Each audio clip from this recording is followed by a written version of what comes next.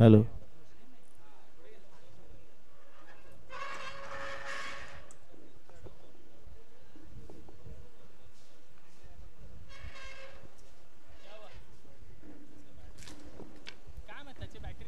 Hello. चालू आहे. हा याचा जातोय याचा.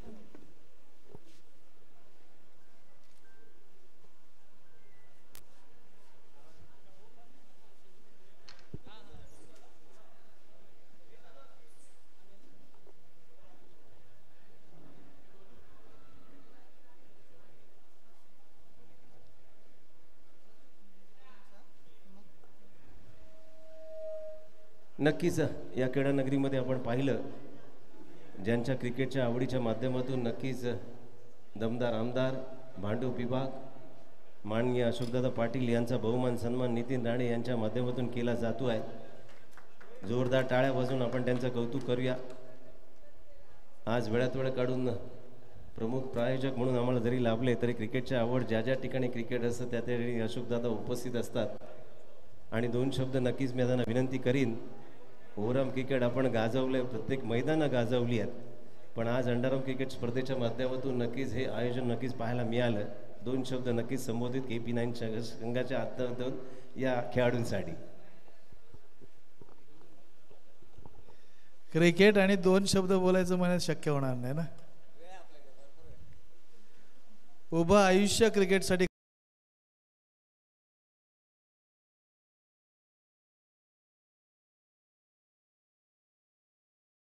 अंजुमन इस्लामा मुंबईमधला सगळ्यात मोठी शाळा आणि त्यावेळेस तो पराक्रम मी MH हायस्कूलमध्ये होतो तेव्हा केला.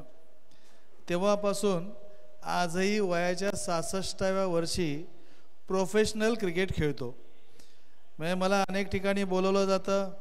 म्हणजे गणेश गल्ली असेल, टिळक चौक असेल, तुमचा ठाण्याचा अतुल 11 असेल, कुठल्या संघातून खेळलो नाही असा मुंबईमधला कुठलाही संघ नाही.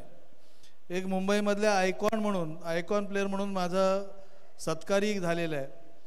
आणि तुम्हाला आश्चर्य वाटेल, म्हणजे मुंबईमध्ये RK चषक आलं बाबा रॉड्रिक्स याने, पहिलं मुंबईमधलं सगळ्यात मोठी स्पर्धा चेंबूरची मॅन ऑफ द सिरीज देखील मला मिळालेलं आहे त्यावेळेसचं. म्हणजे असं क्रिकेट खेळता खेळता कधी आमदार झालो कधी नगरसेवक झालो मला कळलं नाही.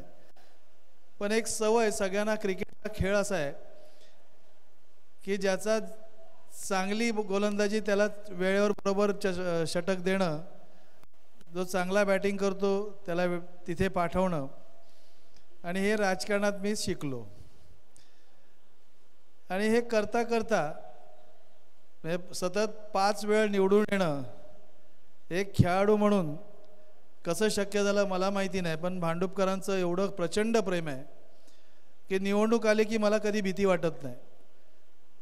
कारण खेळाचं मैदान असू देत, शालेय जीवन असू देत, भांडूपमधली कुठलीही समस्या असू देत, ताबडतोब त्याच्यावरती उपचार झाला पाहिजे असं इतके वर्ष सहज आणि सातत्याने करत राहिलो. KP9 किसन पाटील म्हणजे ज्यावेळेस अंडरआर्म टुर्नामेंट स्पर्धा चालू झाल्या त्यावेळेस बिचारा सगळीकडचे गोळा करायचा आणि एंट्री टाकायची, एकदा हारलो की परत एंट्री. अशा पद्धतीने खेळाची आवड, म्हणजे त्याला तो विषय वेगळा जरी असला तरी खेळाची आवड मुलांना तयार करायचं आणि त्या मुलांना तयार केल्यानंतर आपला संघ जिंकला पाहिजे म्हणून त्या तळमळीने मैदानात राहायचं. असं कित्येक वर्ष अंडरआर्म स्पर्धा, म्हणजे आनंद सागर त्यावेळेस भांडूपमधले पहिली अंडरआर्मची सगळ्यात मोठी टीम.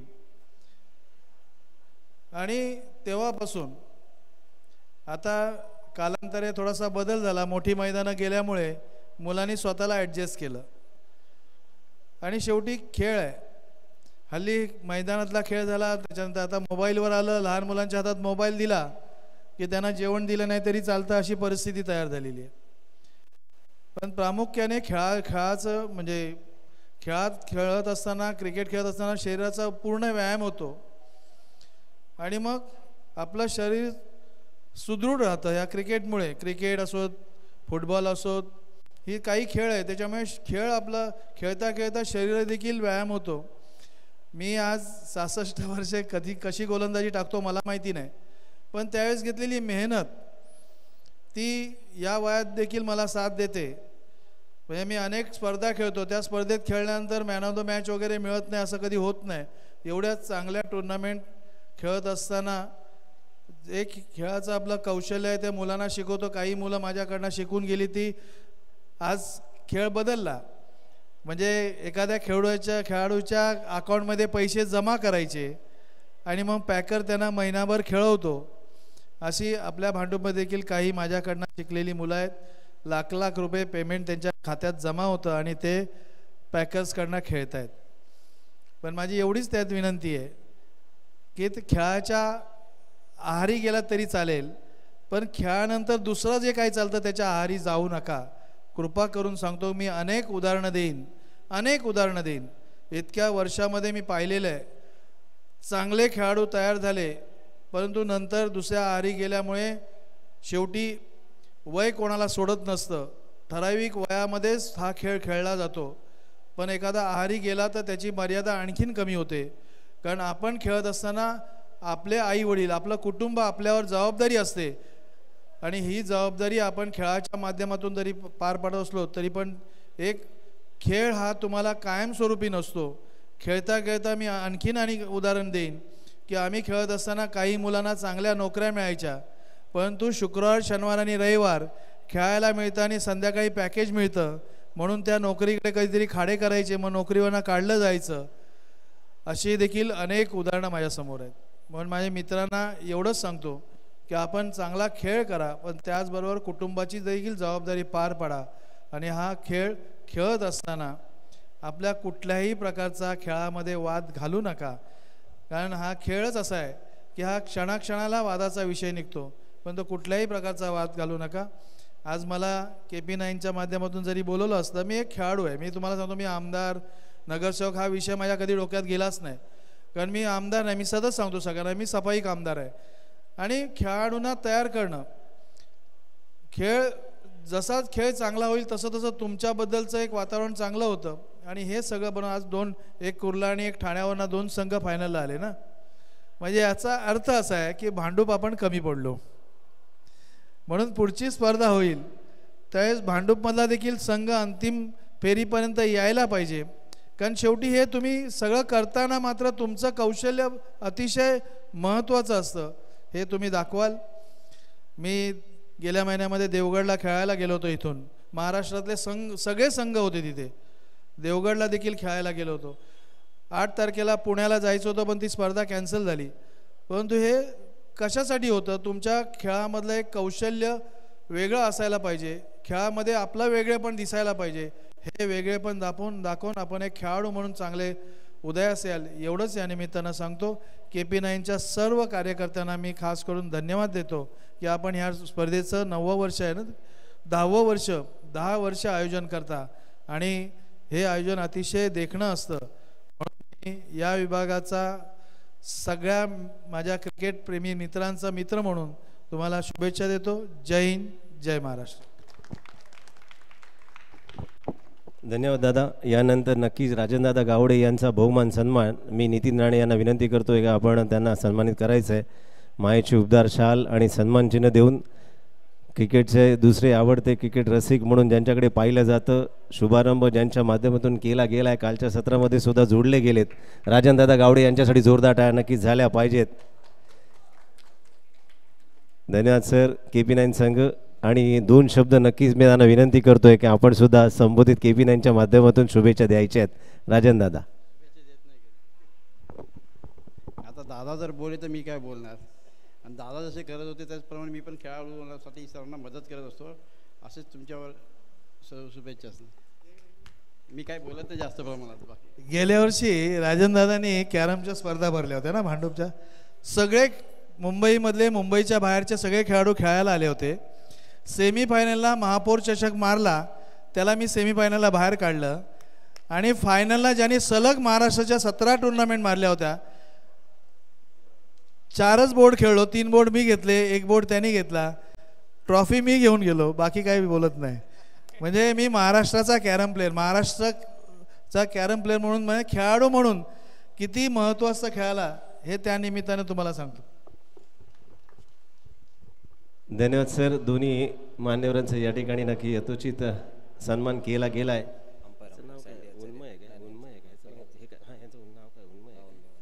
नक्कीच या ठिकाणी 2 दिवस ज्यांनी सातत्याने पंच म्हणून कामगिरी पार पाडली आणि खरोखरच 16 संघ काही आणि 8 आउटर असे संघ जमवण्यामध्ये ज्यांचा प्रमुख वाटा आहे असे आमचे संदीप आचार्य यांचा बहुमान सन्मान या ठिकाणी नक्कीच अशोकदादा पाटील यांच्या माध्यमातून केला जातो आहे. बटला सँडी म्हणून ज्याला ओळखलं जातं पण संदीप आचार्य खरं नाव आहे आणि सँडी म्हणून सुप्रसिद्ध. सँडीसाठी जोरदार टाळ्या नक्कीच झाल्या पाहिजेत. 2 दिवस उत्कृष्ट पंचगिरी म्हणून ज्यांनी कामगिरी पार पाडली संदीपजी आचार्य यांचा बहुमान सन्मान. यानंतर स्कोररच्या माध्यमातून वसीम आपण सुद्धा पुढे यायचं आहे. आपलासुद्धा बहुमान सन्मान या ठिकाणी केला जातो आहे. 2 दिवस अचूक गुणलेखकाच्या भूमिकेमध्ये वसीम क्रिकबटच्या माध्यमातून सुद्धा या ठिकाणी अत्यंत चांगलं गुणलेखन केलं आहे. राजनदादा यांना विनंती राहील वसीम यांचा बहुमान सन्मान नक्कीच करायचा आहे. पुष्पगुच्छ सन्मान चिन्ह देऊन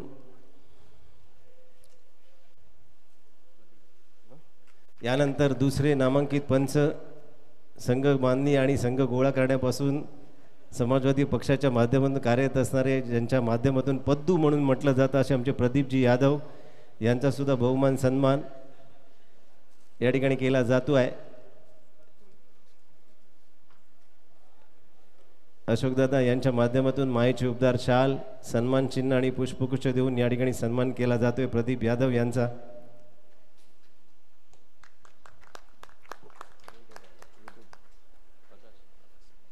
आणि यूट्यूबच्या माध्यमातून tennis.cricket.in माध्यमातून प्रकाश सर आपण सुद्धा पुढे यायचं आहे. आपली टीम संपूर्ण 2 दिवस सातत्याने लाईव्ह प्रक्षेपण आपल्याला पाहायला मिळालं. प्रकाश सर आपण कुठे लांब असाल या ना ये नाही आहे प्रकाश सर लवकरात लवकर व्यासपीठावर या.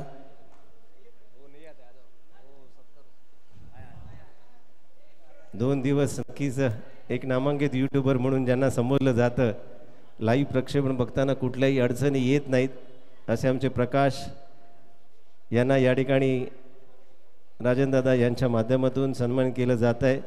मायेची उपदार शाल सन्मान चिन्ह आणि पुष्पगुच्छ देऊन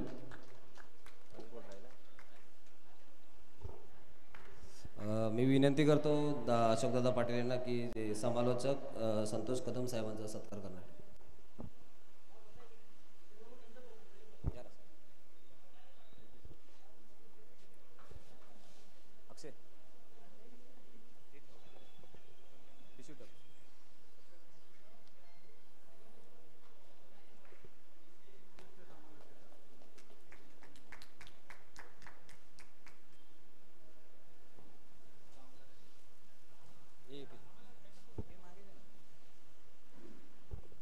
नक्कीच पुढील पारितोषिक वितरण समारंभासाठी आपण सुरुवात करतोय.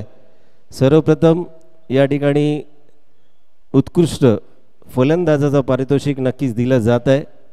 राजनदादा यांना विनंती राहील हे पारितोषिक ज्याच्या माध्यमातून आपण पाहिलं जातं आहे कालच्या सत्रामध्ये ज्यांनी अत्यंत चांगली बॅटिंग केली आउटर संघामधनं उत्कृष्ट फलंदाज ठरला आहे तो नक्कीच सूरज सरोज उर्फ कुडाचं पारितोषिक घेण्यासाठी कोणी नक्कीच या ठिकाणी सनी आपण वरती यायचं व्यासपीठावर.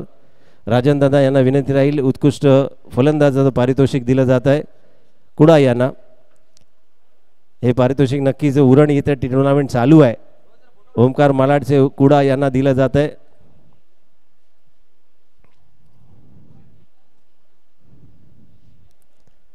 यानंतर उत्कृष्ट गोलंदाज अशोकदादांना विनंती राहील कारण गोलंदाजाचं पारितोषिक गोलंदाजाच्या माध्यमातून गेलं पाहिजे. वय वर्ष 66 जरी असलं तर वैविध्यपूर्ण 6 चेंडू कशा पद्धतीने अजूनपर्यंत टाकतात हे समोरच्या बॅट्समनला कळत नाही म्हणून उत्कृष्ट गोलंदाजाचं पारितोषिक अशोकदादांच्या हस्ते दिलं जात आहे आणि ठरतो आहे जम्बो एम वॉरियरचा नक्कीच अरुण यादव.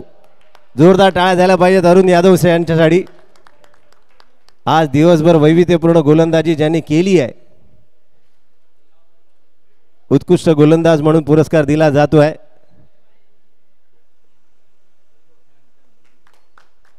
अरुण जी 2 शब्द बोलेंगे क्या? बऱ्याच टुर्नामेंटला गोलंदाजाचं पारितोषिक मिळतं पण बोलत नाहीत.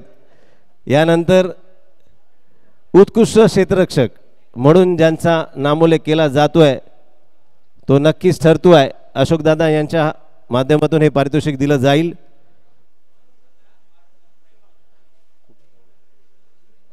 अरुण यांच्या जम्बो एम वॉरियर संघाचा उन्मय याला दिलं जाते उत्कृष्ट फलंदाजाचं क्षेत्ररक्षकाचं पारितोषिक.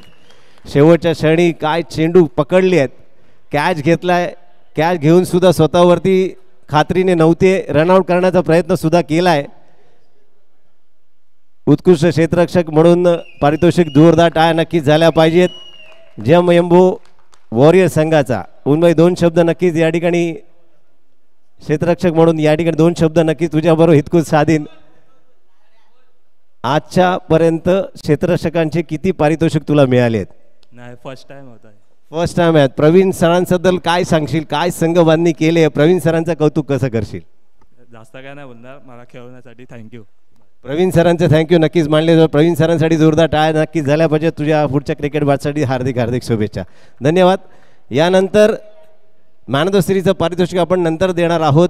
सर्वप्रथम तृतीय क्रमांकाचं पारितोषिक राजन दादा यांना विनंती राहील. 11,000 रुपयाचं रोख पारितोषिक आणि आकर्षक चषक दिला जातोय ओमकार मालाड या संघाला. एक प्रतिनिधित्व म्हणून या ठिकाणी राजन आपण यायचंय. अरुण यादव सनी यांच्या माध्यमातून ओमकार मालाड संघाचा संघप्रतिनिधित्व यांनी केलंय. असा उत्कृष्ट गोलंदाज अरुण यादव आणि सनी. तृतीय क्रमांकाचं पारितोषिक रोख पारितोषिक आहे 11,000. आकर्षक करंडक. सनी 2 शब्द बोलणार का ओमकार मालाडच्या माध्यमातून? अरुण बोलत नाहीये. यानंतर अशोकदादांना विनंती राहील. द्वितीय क्रमांकाचं पारितोषिक दिलं जात आहे. रोख पारितोषिक आहे 33,000 आणि आकर्षक करंडक. अशोकदादा पाटील यांच्या माध्यमातून पुढे आपण थोडंसं यायचं. बाकीचे सर्व खेळाडू या ठिकाणी बसायचं आहे आणि संघ ठरतोय जॉय 11 ठाणे. सर्व खेळाडू स्टेजवर यायचे. संघ कर्णधार प्राईजसाठी वर या आणि बाकी सर्व खेळाडू समोरच्या ठिकाणी आसनस्थ व्हायचं आहे. थोडंसं पुढे यायचं आहे. आपण सर्व एकत्र फोटो नक्कीच घेतले जाईल. यूट्यूबच्या माध्यमातून सुद्धा लाईव्ह प्रक्षेपण चालू आहे. सर्व खेळाडू लाईनमध्ये या. द्वितीय क्रमांकाचं पारितोषिक रोख पारितोषिक 33,000 आणि बाहुबली चषक या ठिकाणी पाहिला जातोय.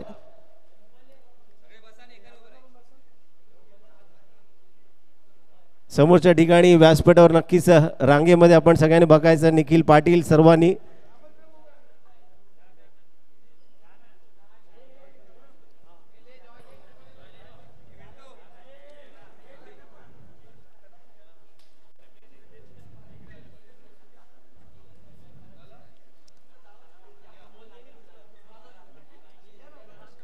जॉय 11 ठाणा संघ द्वितीय क्रमांकाचं पारितोषिक रोख जात आहे 33,000 आणि आकर्षक करंडक.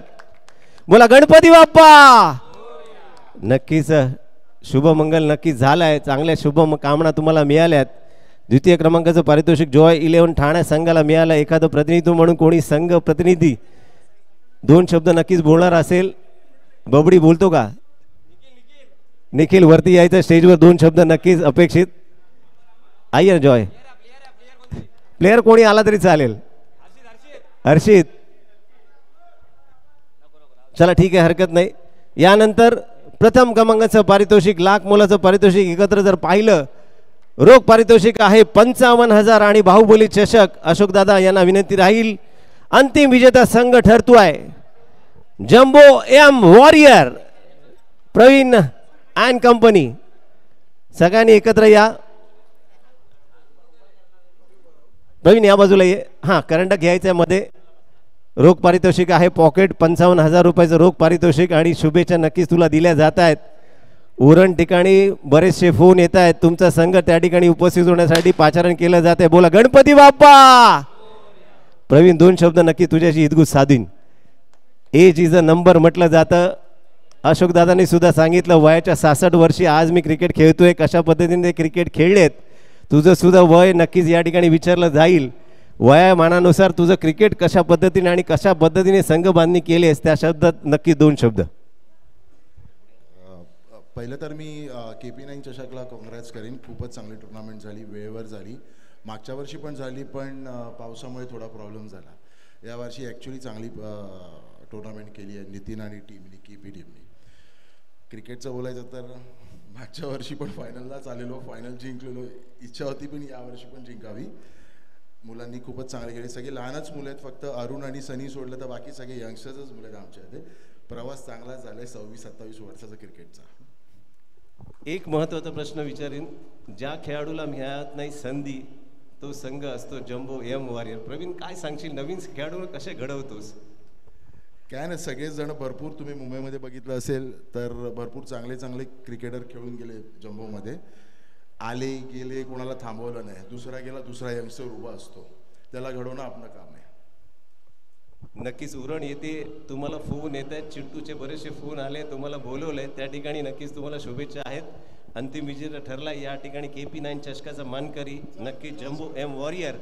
या ठिकाणी एक महत्त्वाचं पारितोषिक आहे, जी बायसायकल आपण पाहतोय, आणि ती मॅन ऑफ द सिरीजचा पारितोषिक देण्यासाठी राजन दादा यांना विनंती राहील, सर्व मान्यवरांना विनंती राहील.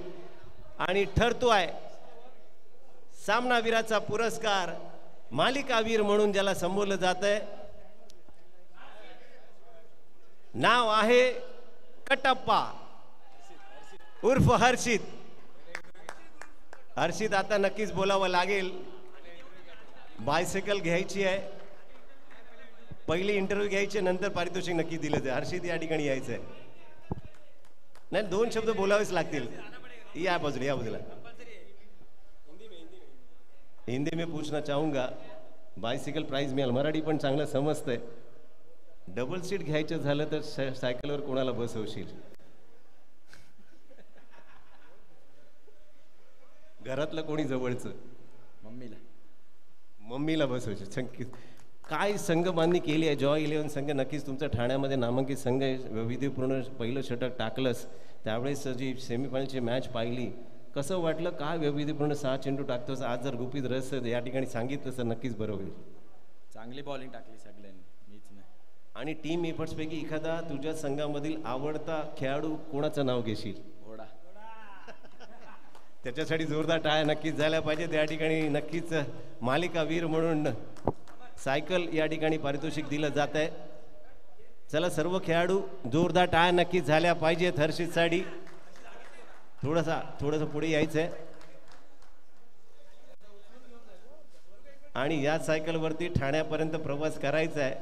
आवडत्या खेळाडूला डबल सीट नक्कीच घ्यायचं आहे. तोपर्यंत तुम्ही पुढे चला, बाकीचे बाईकवर येतील.